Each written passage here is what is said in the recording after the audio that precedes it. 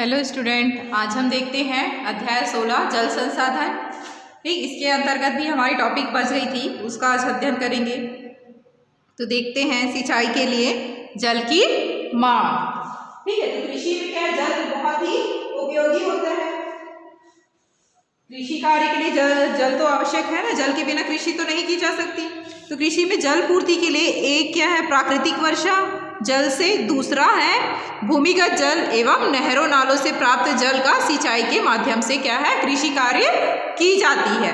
ठीक है, पौधों को उगने और उसके विकास के लिए क्या जल की आवश्यकता होती है। तो जब वर्षा पर्याप्त मात्रा में अथवा समय पर नहीं होती तो फसल को क्या सूखने से बचाने के लिए सिंचाई करने की आवश्यकता पड़ती है।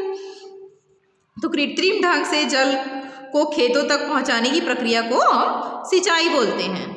ठीक, तो वर्षा के अभाव में सूखी व प्यासी धरती को सिंचाई के द्वारा ही हरा भरा बनाया जा सकता है। तो इस प्रकार कृत्रिम संसाधनों द्वारा फसलों को जो जल की आपूर्ति की जाती है उसको हम सिंचाई कहेंगे। ठीक है, जल के बिना पौधा अपना भोजन प्राप्त नहीं कर सकते, अतः पौधों को भी जल उतना ही आवश्यक है जितना अन्य प्राणियों को। ठीक है, हमको जैसे जरूरत है वैसे पेड़ पौधों जीव जंतुओं को भी जल की आवश्यकता होती है। तो भारत में देखते हैं, भारत में क्या निरंतर सिंचाई के लिए, ठीक, भारत में सिंचाई की निरंतर व बढ़ती हुई आवश्यकता क्या निम्न कारणों से हो रही है। देखते हैं, अनिश्चित वर्षा। ठीक है, सिंचाई की आवश्यकता क्यों हो रही, अनिश्चित वर्षा के कारण। और दूसरा देखते हैं वर्षा का असमान वितरण। तीसरा कारण यह है कि वर्षा की निश्चित अवधि। और चौथा कारण है विशेष फसलों को अधिक जल की आवश्यकता। पांचवा कारण है सघन खेती। छठवां कारण है मिट्टी की प्रकृति। सातवां है चारे वाली व विशेष फसलें। आठवां है अनावृष्टि एवं सूखा। नौवां है आय में वृद्धि के लिए। ठीक है, तो इन सभी कारणों से क्या है, हमें सिंचाई की आवश्यकता पड़ती है। तो इसमें हम पहला देखते हैं अनिश्चित वर्षा। अनिश्चित वर्षा क्या, भारत की वर्षा क्या बहुत अनिश्चित है। कभी मानसून के शीघ्र आने की शुरुआत हो जाती है, कभी देर से आती है। ठीक है, 2 वर्ष की देर तक शुरू होती है। वर्षा में क्या कभी कभी कुछ सप्ताहों तक वर्षा नहीं होती, कभी कभी तो मूसलाधार वर्षा ही रहती है। तो ये हुआ क्या, अनिश्चित वर्षा। उसके बाद दूसरा पॉइंट हम देखते हैं वर्षा का असमान वितरण। ठीक, वर्षा का असमान वितरण।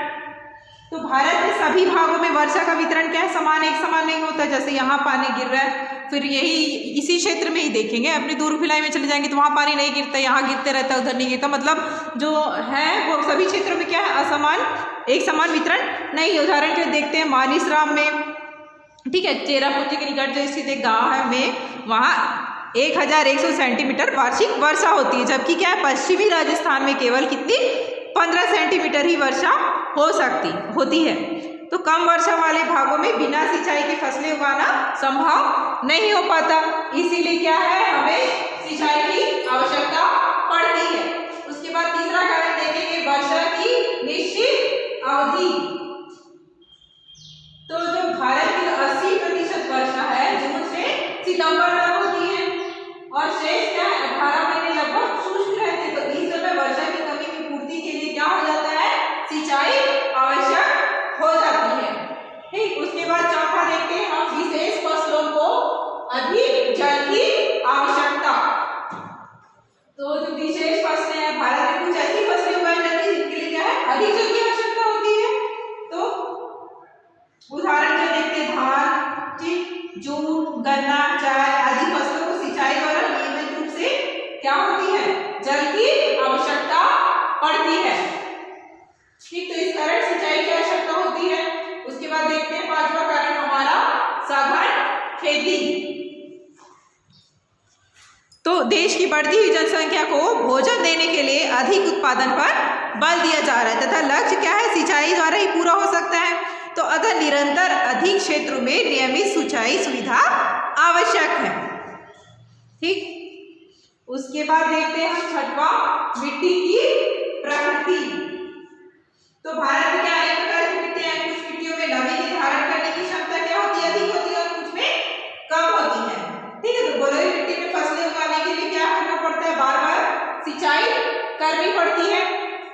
ठीक है, मिट्टी की जो प्रकृति है सभी जगह अलग अलग होती है, कोई उपजाऊ होती है, कोई अनउपजाऊ होती है।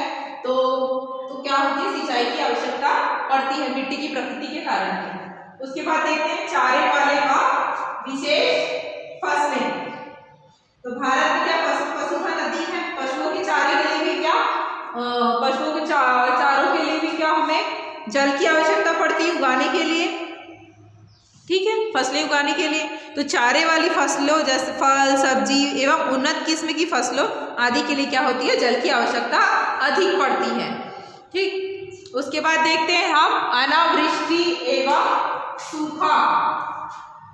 ठीक, अनावृष्टि जब कभी कभी किसी साल ऐसा होता है कि पानी कम मतलब कम हो पाता है, वार्षिक वर्षा जो है उसमें कमी आ जाती है। तो क्या होता है, कहीं पे सूखा हो जाता है, कहीं अकाल पड़ जाता है। तो ठीक ऐसी स्थिति में क्या होता है, हमें सिंचाई की आवश्यकता जो है पड़ती है। उसके बाद देखते हैं हम आय में वृद्धि। ठीक है, तो आय में वृद्धि करने के लिए भी क्या किया जा रहा है,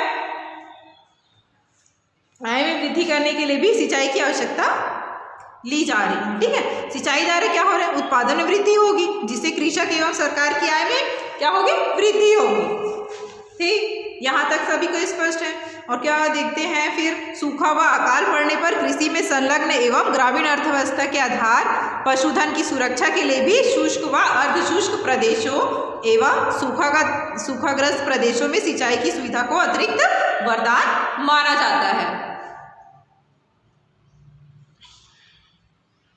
यहाँ तक आप लोग को सभी स्पष्ट हो गया। सिंचाई के साधन है नहरें, कुएं, नलकूप तथा तालाब आदि से सिंचाई की जाती है। ठीक, फिर कुएं में नलकूप, तो अर्धशुष्क एवं कम वर्षा वाले भागों में कुएं एवं नलकूप सिंचाई का क्या है, महत्वपूर्ण साधन है। तो सिंचाई हेतु क्या हो रहा है, भूमिगत जल का उपयोग कुओं एवं नलकूपों द्वारा ही किया जाता है। ठीक है, तो देश में क्या है, विभिन्न राज्यों में कुएं एवं नलकूप द्वारा ही सिंचाई का क्षेत्र। उसके बाद हम देखेंगे नेक्स्ट टॉपिक हमारा संभावित जल समस्या। उसके बाद नेक्स्ट टॉपिक देखते हैं हम संभावित जल समस्या। ठीक है, तो जल की प्रति व्यक्ति उपलब्धता बढ़ने से क्या दिन प्रतिदिन जो है जल की मात्रा कम होती जा रही है। उपलब्ध जल संसाधन औद्योगिक, कृषि और घरेलू विस्तरणों में प्रदूषित होता जा रहा है। और इस कारण क्या है, उपयोगी जल संसाधनों की उपलब्धता और सीमित होती जा रही है। ठीक है, तो क्या है, इससे संभावित जल समस्या है वो उत्पन्न हो रही है। उसके बाद देखेंगे हम दूसरा टॉपिक है जल के गुणों का ह्रास। तो जल की गुणवत्ता से क्या तात्पर्य है, जल की शुद्धता से है। ठीक है, जल के गुणों का ह्रास से जो तात्पर्य है वो जल की शुद्धता और आवश्यकता से है। ठीक है, जल की गुणवत्ता से तात्पर्य जल की शुद्धता एवं आवश्यकता। और तो फिर जल बाह्य पदार्थों जैसे सूक्ष्म जीवों, रासायनिक पदार्थों, औद्योगिकी और अन्य अवशिष्ट पदार्थों से क्या हो रहा है, प्रदूषित हो रहा है। तो इस प्रकार के पदार्थ जल के गुणों में कमी लाते हैं और इसे मानव उपयोग के योग्य नहीं रहने देते। ठीक, भारत में जल का क्या है, जल का बड़े पैमाने पर प्रदूषण हो रहा है, तो जिस कारण जल की गुणवत्ता पर प्रतिकूल प्रभाव पड़ रहा है। तो लगभग 3/4 धरातली जल प्रदूषित होती जा रही है। तो भारत की अधिकांश नदियों में प्रदूषित जल प्रवाहित हो रहा है। तो हम गंदगी, औद्योगिक गंदगी, नहरों का कूड़ा करकट, रासायनिक तत्व तथा बहुत से अन्य गंदे पदार्थ क्या करते हैं, निरंतर नदियों में फेंक रहे हैं। है नदियों के किनारे पर बसे हुए जो बहुत बड़े बड़े नगर की जो बड़ी मात्रा में क्या है, मल जल पैदा करते हैं। इसमें से अधिकांश को पर्याप्त उपचार के बिना ही नदियों में फेंक दिया जाता है, प्रवाहित कर दिया जाता है, जिससे क्या हुआ, नदियों का जल क्या हो गया, प्रदूषित हो गया। तो कई नदियों का जल तो नहाने के लिए ही उपयुक्त नहीं रहता। भारत की 14 नदी बेसिन का जल क्या है, सीवेज से प्रवाहित है। अनुमान लगाया जाता है कि धरातली जल के प्रदूषण का 80% कारण जलमल है। ठीक, और फिर देखेंगे उद्योग की भारी मात्रा में ठोस कचरा। ठीक है, उद्योग भी है। ठीक, उद्योग भी भारी मात्रा में ठोस कचरा, तरल अवशिष्ट, धूल तथा धुआं क्या है, पैदा करते हैं। तो औद्योगिक जो कचरे का जो अधिकांश भाग है वो कहाँ किया जाता है, नदियों में बहा दिया जाता है ना। तो परिणाम स्वरूप क्या हुआ, विषैले तत्व जलाशयों, नदियों और क्या हुआ, अन्य जलखंडों में पहुंच जाते हैं। तो जहाँ वे इन जलाशयों के जैव तंत्र को क्या करते हैं, नष्ट कर देते हैं। ठीक, तो कृषि की उपज को बढ़ाने के लिए उर्वरकों तथा अनेक प्रकार के रसायनों व अविवेकपूर्ण प्रयोग किया जाता है, जिसमें क्या धरातलीय तथा भौम दोनों प्रकार के जल की गुणवत्ता पर प्रतिकूल प्रभाव पड़ता है। तो उर्वरकों तथा अन्य रसायनों के अवशिष्ट जलाशयों में पहुंचकर उन्हें क्या कर रहे हैं, संदूषित कर देते हैं। ठीक है, यहाँ तक हो गया। उसके बाद हम नेक्स्ट वीडियो में अध्ययन करेंगे भूजल संरक्षण एवं प्रबंधन।